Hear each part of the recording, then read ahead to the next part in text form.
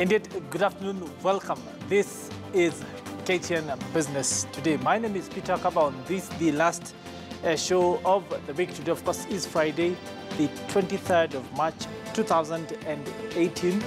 Again, karibu sana to this show. We will take a look at matters that have been making business headlines, not just today, but indeed right over that past week, to bring you up to speed on what exactly has been coming out of the economy and what it means for you. Of course, we will start off with a look at the stock market. But before we do that, just to bring you up to speed on what exactly our discussion for the day will be, we, of course, will take a look at, among other things, bank performance as a result of, well, the results that they have put out over that week. Also, of course, the fact that recently Africa did sign what is expected to be a continent-wide free trade area. A few countries dissenting, including the continent's largest economy. What exactly is that perspective? Well, to speak into that conversation, coming later in the show, Ken Geshinga, he is Chief Economist at Mentoria Consulting, here in studio currently, waiting, of course, to speak to us and bring us his insights on what exactly that conversation should be and where it could lead going forward. Also today, the fact that well, there is a new entrant into the alcoholic beverages market expected next week into the country. That, of course, has been a big business. Two big events in the coming week. We'll speak into that conversation later on in the show.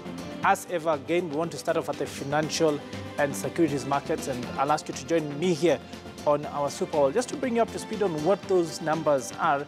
And we want to start off with the currency pairs. That, of course, is the Kenya shilling versus the dollar, pound, and the euro. Now, the dollar pegged at 101.16, 101.36 buying and selling levels, while the pound is pegged at 142 flat, 142.30 buying and selling. Now, the euro is currently tied at 123 buying and 123.67 selling. Well, moving on, well, we, of course, now want to take a quick look at the markets in regards to, well, turnover at the Securities Exchange. These, of course, again, are delayed numbers. They should crystallize completely as the afternoon does wear on. Now, turnover, latest numbers, 1.9 billion shillings. Shares traded, 41 million. The NSE 20 share index pegged at 3840.08. The bonds traded so far to the tune of some 931 million shillings. Well, who exactly are the ones that are driving these trends? Well, the most active stocks you can see on my list here: Kabasid, Safaricom, Equity Bank, and KCB. Kabasid moving shares to the tune of some 10.8 million counters. Safaricom coming there second, a rarity in recent times, 9.65 million shares. Equity Bank, 9.49 million shares. They're having announced its results yesterday and backing the trend amongst banks. And KCB, 5.47 million shares. Well, who exactly are the bears and the, well, bulls of these trends? Winning stocks, these are the bulls. The Deacons up 7.41% to 2 shillings and 90 cents. They're starting to reverse the losses that we have been seeing in recent times on that counter. Samia up 6.52%, 2 shillings 45 cents. Nation Media Group up 5.83% to 109 shillings flat, while Total Kenya Limited, Total PLC rather, up 5.69% to 32 shillings and 50 cents. Well, losing stocks of the day, these, of course, are the bears: East Africa Cables, Nairobi Business Ventures, Kenya Airways, and Olympia. East Africa Cables shedding 6% to 4 shillings and 70 cents. Nairobi Business Ventures down to 2 shillings and 50 cents. They are 5.66% on the day. Kenya Airways as well tied at 5.66% of the day to 10 shillings and 50 cents. While Olympia Capital shed 5% to some 2 shillings and 85 cents.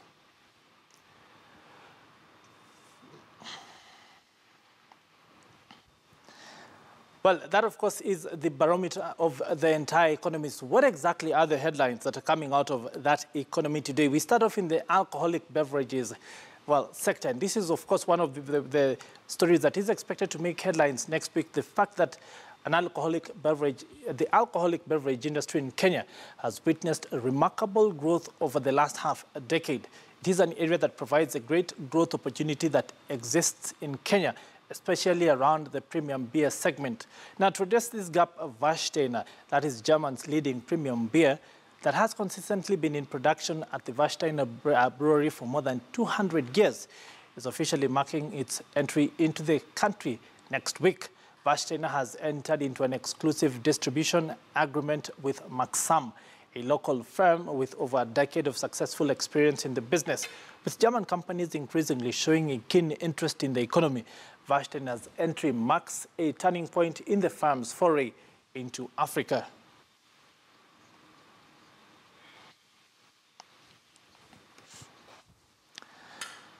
Now, Britam Holdings PLC total comprehensive income grew by 143% to 1.9 billion shillings in 2017, up from some 784.7 million shillings in 2016, even as the group's profit before tax declined to 8.65.8 million compared to the 4.2 billion shillings reported in 2016. The decline in profits is attributed to a change in valuation method for the long-term liabilities to gross premium valuation method from the previously applied net premium valuation method in compliance with the provisions of the Insurance Act of 2015 as amended in the Finance Act of 2015. This one-off change impacted the 2016 earnings positively by 5.2 billion. The international business grew in both profits and revenues and accounted for about 13% of the net insurance business revenue, 13% of total income, and 8% of the assets of the group in 2017. And the result of that is that our policyholder allocation went up significantly. But if you are to normalize that number, you would get, I believe, a percentage like 23%, which therefore means that that should not cause a lot of concern, where people would feel, oh, Britam had a very high level of claims in 2017. That is just the effect of the one-off adjustment in 2016. Now moving on, the Institute of Directors of Kenya has announced a list of names of the distinguished group of individuals it will conferred the title of Honorary Fellow of Institute of Directors Kenya and Fellow Institute of Directors of Kenya. The move is meant to start to hold up examples that Kenyans can look towards to improve corporate governance in companies and improve the way companies are run in Kenya, and thus also improve returns for shareholders. Let's just immortalize that moment.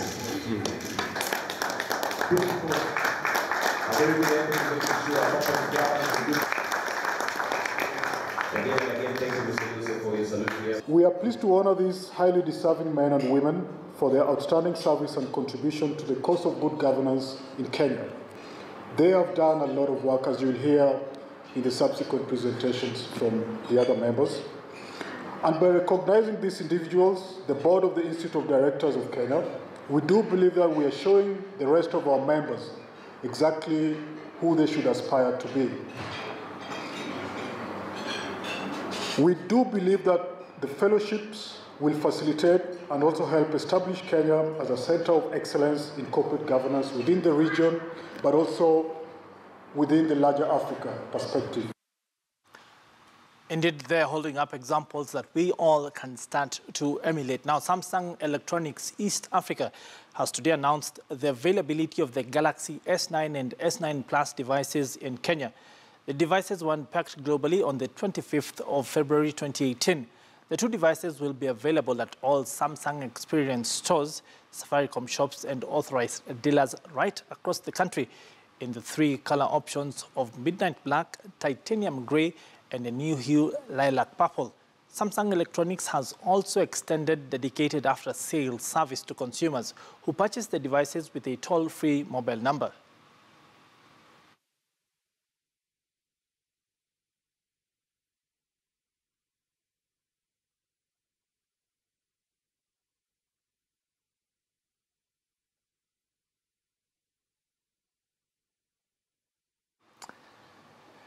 Now, Now to some agriculture news now, and farmers in Kitui County have been encouraged to engage in cotton farming as an economic activity.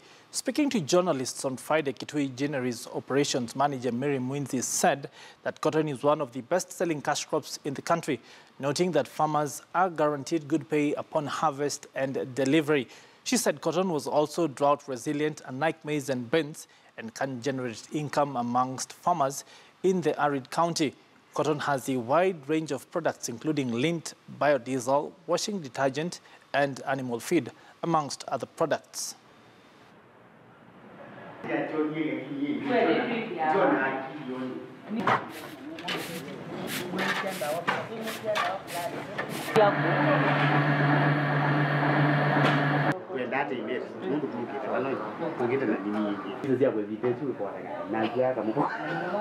Tunatengeza, kazi yetu ni kuseparate lint na seed. Na hiyo seed tunapeleka kwa textile industries. Tunatengeza nguo. Alafu na sisi tukiachwa na mbegu tunapea wakulima. Tunaandress hiyo seed tunapea wakulima. Huwa tumelipwa na serikali kupea wakulima mbegu free. Kwa hivyo tunawapelekea hadi tunaambiwa, kama tunaambiwa ni Kitui West tupeleke tani 10, tunapeleka. Well, we're in the holiday mood now, and as the Easter holidays approach, hoteliers are getting more and more shrewd. Those in Malindi and Britam, for instance, have introduced special packages and offers to attract more tourists. A spot check by KTN News has shown that most tourism results, especially those in the coast, have already begun receiving bookings in their numbers from both domestic and foreign tourists. Ian Lenga, who is state of roads so as to ease access by tourists to their specific destinations.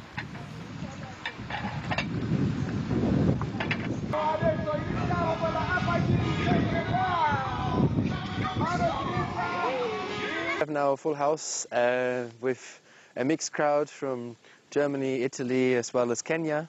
A lot of repeat customers are very happy about. And now we also seem to like the month of March looks very good. And we're heading into Easter, which we're hoping still have some spaces available, but it's filling up quickly.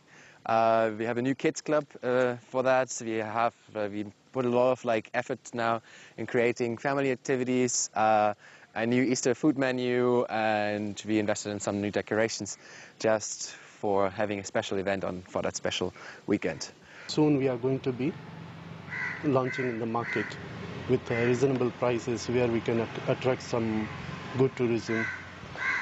Only we have the challenge of roads. We have the big challenge of the road. You can see that the way from Watamu, from the tarmac road, you can see the 4 to 6 kilometer road is very rough road, and it's very hard to drive with a small car.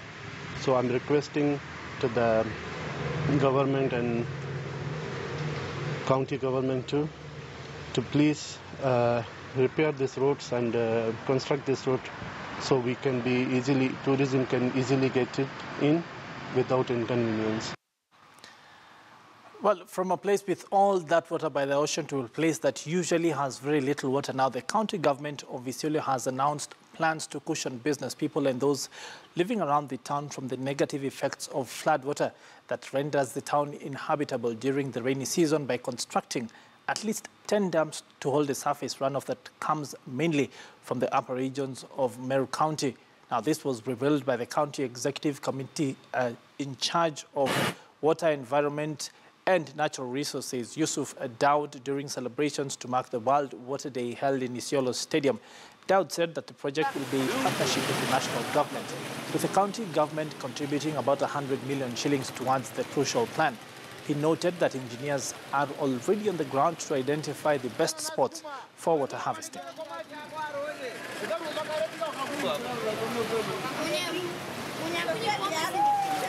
We have now engineers on the ground trying to identify specific spots that are good for water harvesting.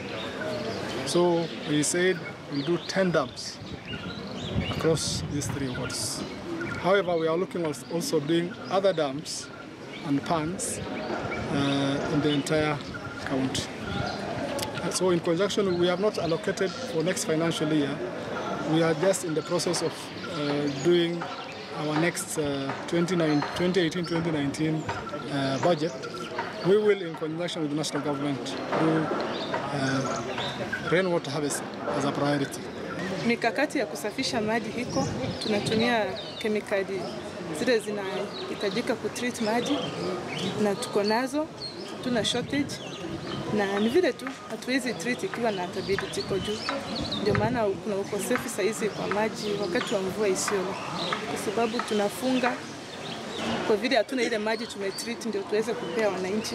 A few days ago we had a very serious drought in the whole country, and after a few days we are experiencing flood all over. That is a phenomenon of climate change. And what the theme of the day is imploring is that we use nature to provide solutions for those challenges. Well, tomorrow water harvesting news, and Kitui County is planning to embark on mega water harvesting and farming projects in order to ensure that there is adequate water supply in the county as well as boost food security production in the county. The county has suffered from perennial drought and water shortages despite experiencing heavy, though short downfalls of rain every season, something which has made the county be classified as one of the counties in need of relief food this year.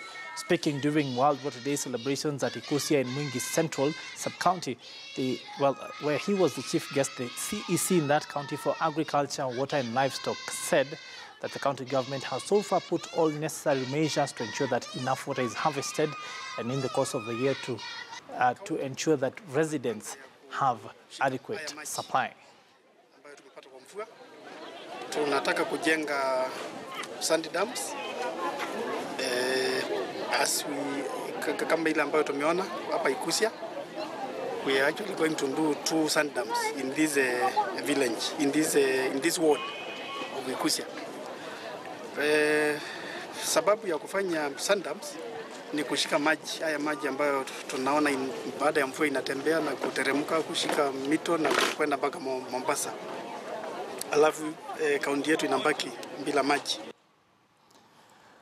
Well, we now want to sort of take a quick look at the stories that have made headlines over the past 1 week in terms of business, and then get to a discussion so as to give you a bit of direction on what exactly the economy is. Speaking to economists, and we want to start off with Kenya Airways, where the listed carrier posted a 6.1 billion shilling net loss for 9 months to December in its latest results. The loss has been linked to high fuel costs and the August elections, which affected travel into the country. Now, fuel costs went up by some 14% over that period. Notwithstanding, the airline is optimistic of its 2018 outlook amid a planned rollout of daily flights between Nairobi and New York in October, non-stop flights to Cape Town and direct flights to Mauritius. KQ's CEO Sebastian Mikos said the full financial impact of the new US route would be felt in 2019, adding that he expected a revenue boost of between 8 and 10%.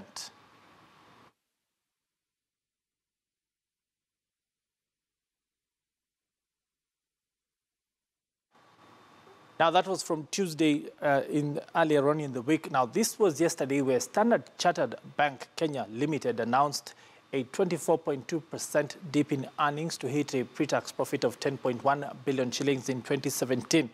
Now, according to a statement from the bank, the banking sector in Kenya experienced challenges over the year as the sector responded to external factors which continue to reshape the industry.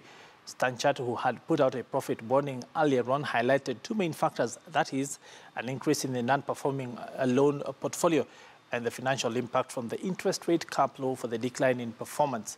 Net interest income declined by some 4% to 18.7 billion shillings, down from 19.4 billion in 2016. Well, yet another bank singing the same song, NIC Bank Group, which reported 9.2% decline in pre-tax profit for the year 2017 to 5.6 billion shillings, down from the 6.2 billion achieved in 2016. Now, NIC, which made a name for itself around lending to SMEs, especially around asset financing to facilitate growth and logistics, saw a reduction in interest income on loans and advances driven mostly by a tough economic operating environment due to the prevailing electioneering mood. Total assets grew 22% year-on-year from 169.5 billion in 2016 to 206.2 billion as at the end of 2017. Profit after tax, we're about 4%, a drop year over year. I think the main contributing factors are twofold. One is if you look at the Kenyan subsidiaries, we were down 4% from a profit before tax basis.